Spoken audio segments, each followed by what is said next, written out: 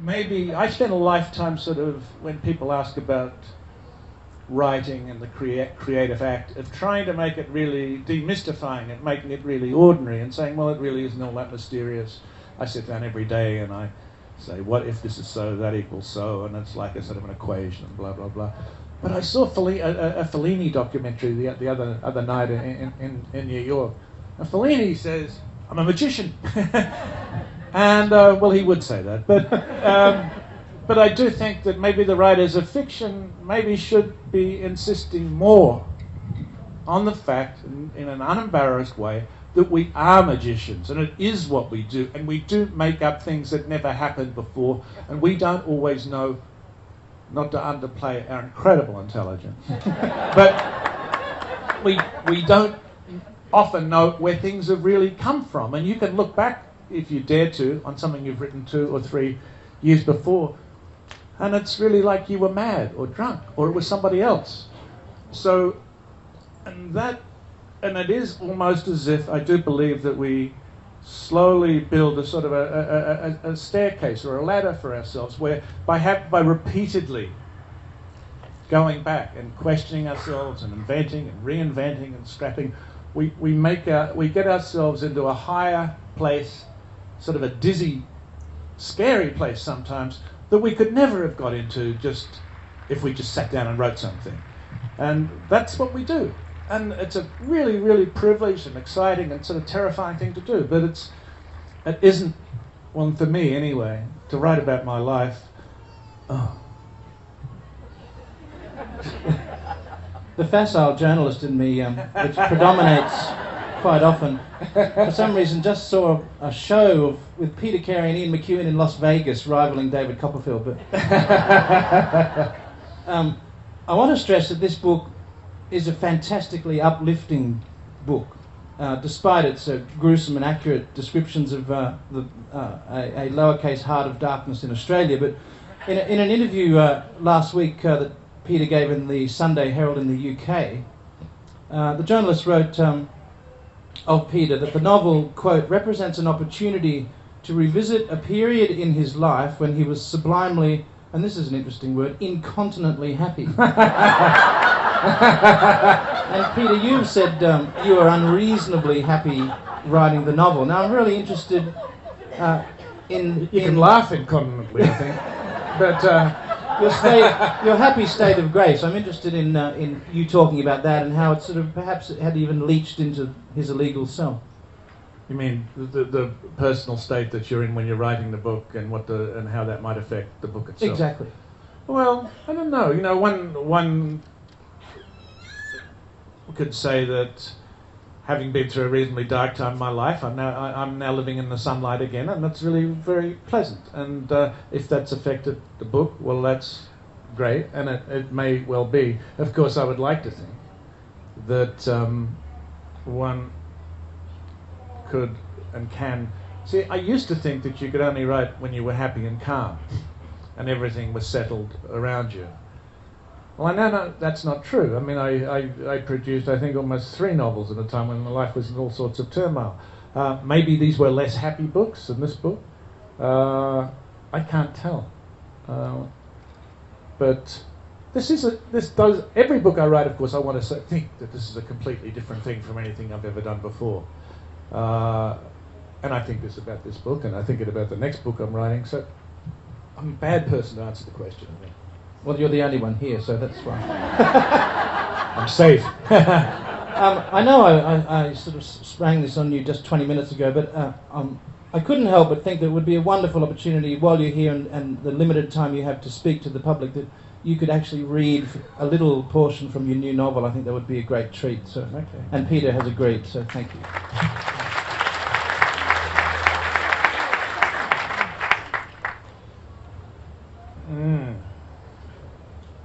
You can see I jumped him on this. Well, if I get confused about where to end this, I'm sure if the end sort of fades out because I'm nervous about having read too long or something, please forgive me. I will read incontinently.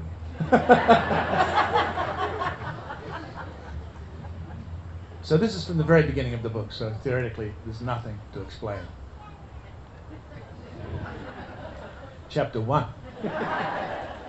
There were no photographs of the boy's father in the house upstate.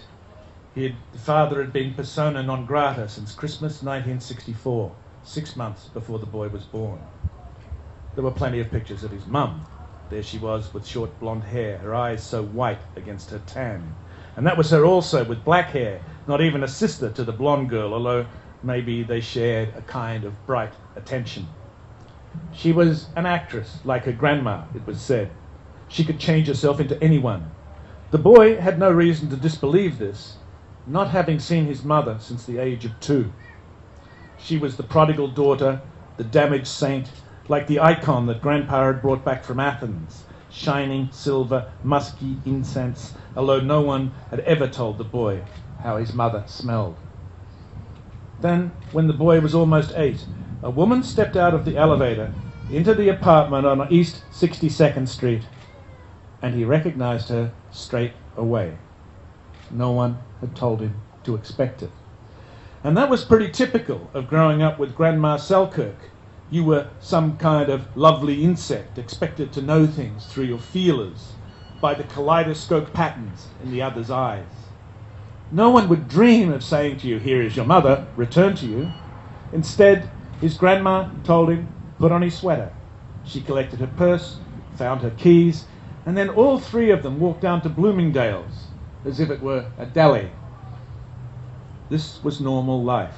Across Park, down Lex, the boy stood close beside the splendid stranger with the lumpy khaki pack strapped onto her back.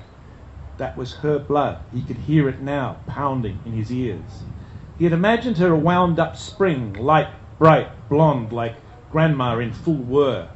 She was completely different. She was just the same. By the time they were in Bloomingdale's, she was arguing about his name. "What did you just call Che?" she asked the grandma. "His name," replied Grandma Selkirk, ruffling the boy's darkening summer hair. "That's what I called him." She gave the mother a bright, white smile. The boy thought, uh-oh. "It sounded like J," the mother said.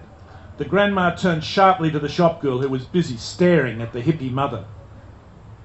"Let me try the Artemis," she said. Grandma Selkirk was what they call an Upper East Side woman. Cheekbones, tailored grey hair. But that was not what she called herself. "I am the last bohemian," she liked to say, to the boy particularly, meaning that no one told her what to do, at least not since Pa Selkirk had thrown the Buddha out the window and gone to live with the poisoned dwarf. Grandpa had done a whole heap of other things besides, like giving up his board seat, like going spiritual. When Grandpa moved out, Grandma moved out too. The Park Avenue apartment was hers, always had been, but now they used it maybe once a month. Instead, they spent their time in Kenosha Lake near Jeffersonville, New York, a town of 400 where no one lived. Grandma made raku pots and rowed a heavy clinker boat. The boy hardly saw his grandpa after that, except sometimes there were postcards with very small handwriting. Buster Selkirk could fit a whole ball game on a single card. For the last 5 years it had been just Grandma and the boy together, and she threaded the squirming live bait to hook the largemouth bass, and also called him Jay instead of Che. There were no kids to play with, there were no pets because Grandma was allergic, but in fall there were coxes, pippins, wild storms, bare feet, warm mud, and the crushed glass stars spilling across the cooling sky. "You can't learn these things anywhere," the Grandma said. She said she planned to bring him up Victorian because it was better than all this. He was christened Che, right? Grandma's wrist was pale and smooth as a flounder's belly. The sunny side of her arm was brown, but she had dabbed perfume on the white side. Blue blood, that's what he thought, looking at the veins. "Christened? His father is a Jew," the Grandma said. "This fragrance is too old for her," she told the Bloomingdale's woman, who raised a cautious eyebrow at the mother. The mother shrugged as if to say, "What are you going to do?" "Too floral," Grandma Selkirk said, without doubting she would know. So, it's Jay. Grandma spun around and the boy's stomach gave a squishy sort of lurch. Why are you arguing with me? She whispered. Are you emotionally tone deaf? The salesgirl pursed her lips in violent sympathy. Give me the Chanel, said Grandma Selkirk. While the salesgirl wrapped the perfume, Grandma Selkirk wrote a cheque. Then she took her pale kid gloves from the glass countertop. The boy watched as she drew them onto each finger, thick as eelskin. He could taste it in his mouth. You want me to call him Che in Bloomingdale's? His grandma hissed, finally presenting the gift to the mother. Shh, the mother said. At this, the grandma raised her eyebrows violently. Go with the flow, said the mother. The boy petted her on the hip and found her soft, uncorseted. The flow? The grandma had a bright fright smile and angry, light blue eyes. Go with the flow? Thank you, the girl said, for shopping at Bloomingdale's. You stop? I'll stop.